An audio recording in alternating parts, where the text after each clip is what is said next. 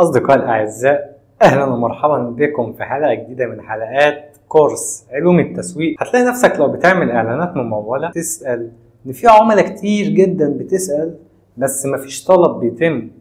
بيجيلي رسائل كتير بس محدش بيكمل البيع. هل هنا المشكلة في الميزانية ولا في الاستهداف ولا في شريحة العميل ولا في المحتوى ولا في الإعلان؟ المشكلة فين بالظبط؟ وعلشان نعرف المشكلة فين لازم نعرف إيه هو الطلب وإيه هي مراحل الطلب عند العميل، عشان نقدر نحدد كل عميل هو أنهي نوع منهم على أساسه نعرف نتعامل معاه. عندنا أول حاجة واللي هو الاحتياج. الاحتياج دي حاجة أساسية موجودة عند الشخص محتاجها عشان أساسيات الحياة. محتاج الأكل، محتاج الشرب، محتاج كهرباء، محتاج المية. فإذا من هنا ديت حاجات أساسية وضرورية موجودة عند العميل هو محتاجها. يعني دلوقتي لو كارت الكهرباء خلص، هو لو آخر جنيه عنده هيروح يشحن بيه الكهرباء علشان هو محتاج الكهرباء، دي حاجة أساسية. فبالتالي في حاجات أو منتجات العميل كده كده محتاجها والعميل كده كده هيصرف عليها. فإذا من هنا يبقى الفرق ما بينك وما بين المنافس هو دوت اللي انت هتوضحه له، مش هتقنعه بالمنتج لكن انت هتقنعه ليه يشتري منك انت. دي نقطة رقم 2، الرغبة.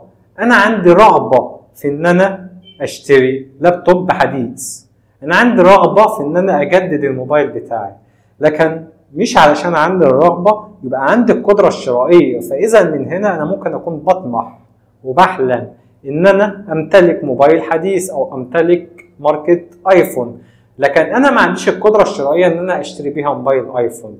فهنا ده مش طلب. لما عملوا دراسات تسويقية وشافوا إن العميل ليه ما بيطلبش مع إن هو عنده الرغبة، فلقوا إن هو ما عندوش القدرة الشرائية، علشان كده ابتكروا القسط والقروض. وطبعا احنا ما بنشجعش القروض لان ديت حرام، لكن احنا بنتكلم على مستوى تسويق او السوق ماشي ازاي وفكرهم في ايه وعملوا ايه حلال. فاحنا ما بنشجعش على القروض، لكن احنا بنتكلم على مستوى عام بالنسبة للسوق هو بيفكر ازاي وليه اتوجد الحلول دي.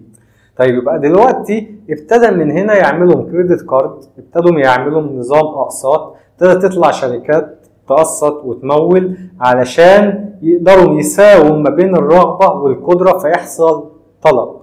طيب بعد كده عندنا هنا القدرة الشرائية، لكن أنا ما عنديش رغبة، أنا معايا الفلوس اللي أقدر أجدد بيها الموبايل بتاعي، لكن الموبايل بتاعي أنا مش محتاج إن أنا أغيره أو أجدده. فإذا يبقى الموبايل بتاعي أنا مش محتاج أغيره، يبقى أنا عندي القدرة لكن ما عنديش الرغبة. فابتدى من هنا الشركات تبتدي تطلع مشكلة وتخلق مشكلة وتقول ان الحل بتاعها في المنتج الجديد.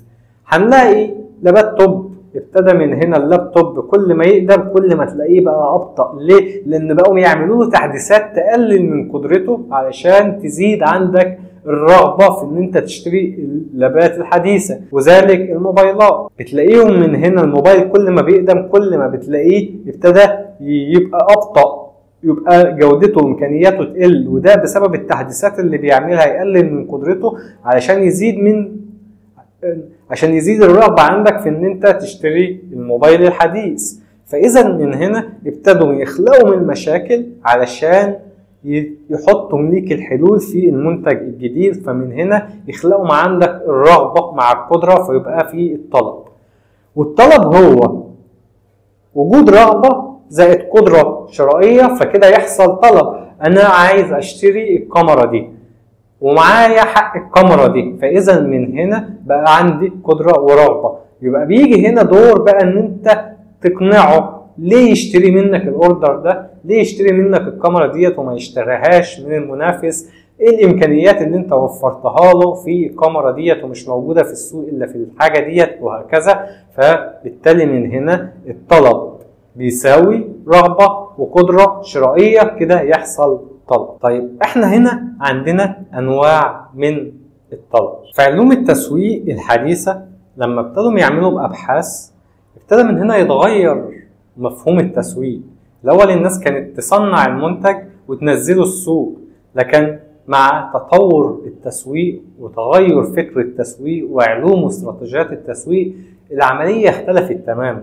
بقى بيبتدي الأول من عند العميل، بنشوف العميل محتاج ايه وعلى أساسه نبتدي ان احنا نعمل له منتج أو خدمة مناسبة ليه. وهنعرف دلوقتي ايه هو انواع الطلب. عندنا اول حاجة انعدام الطلب. انعدام الطلب يعني الناس مش مهتمية اصلا بالمنتج ده ولا بالخدمة دي لحد ما احنا نبتدي نخلق عند الناس دي طلب. مثال ان انت بتبيع جهاز اشعة تحت الضوء البنفسجي، فانت بتبيعه لناس هي مش فاهمة الجهاز ده بيعمل ايه، فاذا من هنا هو ما عندوش طلب.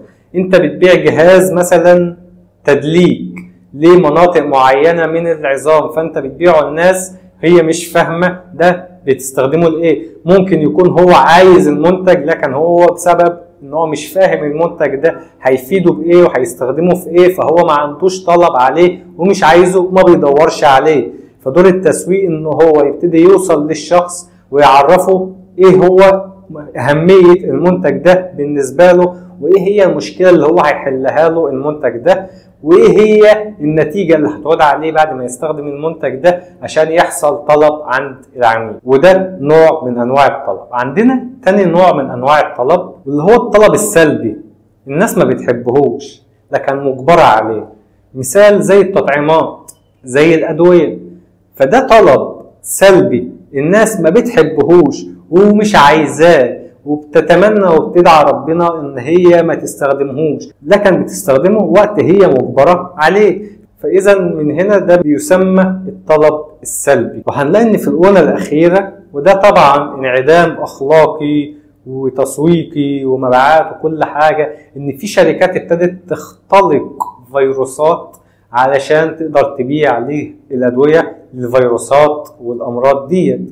وطبعا دي حاجة منعدمة الضمير وربنا ان شاء الله هيحاسب عليها، لكن احنا بنتكلم في واقع موجود فعليا. عندنا بعد كده نوع ثالث واللي هو الطلب الكامن. ده طلب ناس مقبلة جدا عليه ومحتاجاه لكن مفيش قدر الكافي اللي يغطيه. مثال المواصلات، ان ممكن تلاقي الطلبة الصبح في الموقف كتير جدا بس عدد المواصلات قليل، فمن هنا ابتدت تظهر شركات زي اوبر واندرايف علشان تغطي الطلب الزيادة ده، الطلب المتراجع. نصنع منتج او خدمة بيحصل طلب ورواج عليها لكن مع الوقت بتبتدي من هنا ان هي تتراجع. مثال الموبايلات اللي بزراير، وقتها كان عليها طلب كبير جدا، لما طلعت موبايلات تاتش ابتدت الموبايلات تتراجع. الجرايد كان بيحصل عليها طلب كبير جدا، دلوقتي الجرايد محدش اصلا بيقراها. فهنلاقي من هنا ان في منتجات مع التطور والتغير بيحصل تراجع عنها. هنلاقي وظائف كتير. مثال زمان عشان نصور لقطة من فوق كان لازم نجهز طيارة ومصور بكاميرا كبيرة يركب في الطيارة. حاليا في الدرون بريموت كنترول وكاميرا صغيرة جدا او طيارة صغيرة جدا بكاميرا بتقدر ان هي تطير تصور اللقطة اللي احنا عايزينها. فاذا من هنا تراجع الطلب على خدمة زي دي، فبالتالي من هنا ده الطلب بيحصل، ده الطلب المتراجع اللي هو بيحصل عليه رواج في وقت معين لكن بيحصل تراجع عنه في اوقات مع التطور والتغير. فده ان احنا لما نعرف انواع الطلب ده بيخلينا ان احنا نعرف ان في وقت من الاوقات لما نيجي نعمل منتج نبتدي من هنا ان احنا نفكر ونشوف الرؤية بتاعته. هل المنتج ده هيكون من انهي نوع من الانواع؟ المنتج ده هيكون هل هو عليه طلب متزايد؟ هل هيكون عليه طلب متراجع؟ هل في ممكن حاجة تطلع فتبتدي تخليه يختفي؟ ايه هو التطور اللي ممكن يحصل؟ وبالتالي من هنا نقدر ان احنا نعمل ابحاث ونشوف السوق متوجه لايه والفكر رايح لفين، وعلى اساسه نبتدي ان احنا نحدد المنتج او الخدمة اللي احنا شغالينها ديت هي من انهي نوع من انواع الطلب. عندنا طلب المتزايد يحصل عليه طلب ورواج مع الوقت، بيبتدي يكون عليه طلب ومع الوقت بيبتدي يزيد الطلب ده. مثال لبرامج وابليكيشن الذكاء الاصطناعي، اول ما ظهرت بقى كان عليه طلب، الناس بتطلبه، الناس عايزه تجربه، بعد كده بقى عليه طلب كبير جدا، بعد كده بقى ليه استخدام بشكل قوي جدا. وهنشوف ده برضه في الموبايلات. زمان اول ما طلعت كان لها عليها طلب، دلوقتي مفيش حد ما معهوش موبايل وهكذا. فاذا من هنا ده بيكون منتج عليه طلب، ومع الوقت بيفضل يزيد الطلب عليه. منتج عليه طلب مفرط، مثال لشركات ابل. اول ما بتنزل اصدار جديد بنلاقي طوابير قدام الشركه علشان تحجز الانتاج بتاعها، وبالتالي من هنا بفتره صغيره بتبص تلاقي ان الطلبات كلها خلصت واتحجزت الموبايلات كلها. مثال وقت الاوقات المقاطعه حصل رواج بشكل كبير جدا لمنتج اصلا ما كانتش الناس تعرفه او كان اندثر مع الوقت، واللي هو المشروب بتاع سبيروس باتس. ناس كتير جدا كانت بتدور عليه وعليه طلب متزايد بشكل كبير جدا، لدرجة ان الشركة مش قادرة تغطي حجم الطلب ده. فاذا من هنا هو دوت الطلب المتزايد. في وقت معين بيجي يحصل رواج على طلب، بيبقى الشركات مش قادرة تغطي على الطلب ده. مثال برضو لوقت كورونا، الكمامات جه حصل طلب متزايد بشكل كبير جدا على المنتج ده، لدرجة ان في شركات ما كانتش قادرة ان هي تغطي الطلب ده. عندنا هنا الطلب الكامل، وده بيكون عدد منتجات على قد الطلب بتاعها بالظبط، لا عليها زيادة ولا عليها نقصان. وفي الغالب ديت بتكون منتجات موسمية، زي مثلا زينة رمضان وفوانيس رمضان، ده بيكون عليها طلب في وقت معين وعلى قد الطلب. ناس بتشتري الزينة او بتشتري الفوانيس ما يكونش عليها طلب كبير قوي او ما فيش طلب خالص عليه. عندنا الطلب المفرط، ودوت طلب بيحصل رواج بشكل كبير جدا على منتج اول ما بينزل، لدرجة الناس ما بتقدرش ان هي تغطي عليه. وده بيكون فكرة جديدة مثلا اتعملت واتعمل لها انتشار وضجة بشكل كبير جدا، فالناس كانت قاعدة مستنياها، واول ما تم الاعلان عن ان المنتج او الخدمة دي نزلت السوق، كل الناس في وقت واحد راحت تجرب المنتج او الخدمة دي. فابتدى من هنا يحصل طلب مفرط عليها. ده ممكن يؤدي اصلا لغلق خطوط الانتاجيه او غلق الشركه بسبب التزاحم والتكدس عليها، وبسبب ان ممكن يحصل مشاكل كتير ان هم مش عاملين حسابهم على الكميه ديت كلها، فيحصل مشاكل، ممكن يحصل حوادث لا قدر الله وهكذا. فاذا من هنا ده اسمه الطلب المفرط. هنا انا بستخدمه وبقعد افكر فيه وبفكر في الكامبين بتاعته، ازاي اعمل طلب مفرط على المنتجات بتاعتي، بس اكون عامل حسابي عليها ان ممكن يحصل ضغط بشكل كبير جدا عليها وهكذا. ونقعد نفكر في الفكرة ونخطط لها عشان نطلق الحملات الاعلانية علشان نقدر نوصل للدرجة ديت من الطلب، علشان ناخد تصوير. زي ما بنشوف براندات كتير بتبتدي ان هي تعمل ده، او محلات كتير بتبتدي تعمل افتتاح، فبتبتدي من هنا تعمل طلب مفرط علشان تقدر تصور وتاخد كادرات وصور وفيديوهات تقدر تسوق بيها فيما بعد. عندنا بعد كده طلب الغير منتظم. طلب الغير منتظم ده بيكون عبارة عن منتجات موسمية بيزيد عليها الطلب في وقت معين وبيقل عليها الطلب في أوقات أخرى. مثال العام الدراسي الجديد، في دخلة العام الدراسي بيزيد الطلب على اليونيفورم، على الشنط بتاعت المدارس، على الزمزمية. في أوقات تانية في الأجازة ما بيكونش عليها طلب ولا حد بيفكر فيها ولا حد بيشتريها. فإذا من هنا دوت اسمه طلب غير منتظم، عليه رواج في وقت معين وما عليهوش رواج في وقت آخر. وهنيجي نبص في المقابل الشقق المصيفية، في الصيف بيزيد عليها الطلب لكن شنط المدارس ما بتطلبش، وفي دخلة المدارس المصايف بتتقفل وبيزيد الطلب على شنط المدارس، فدوت اسمه الطلب الغير منتظم. بعد كده عندنا الطلب الضار.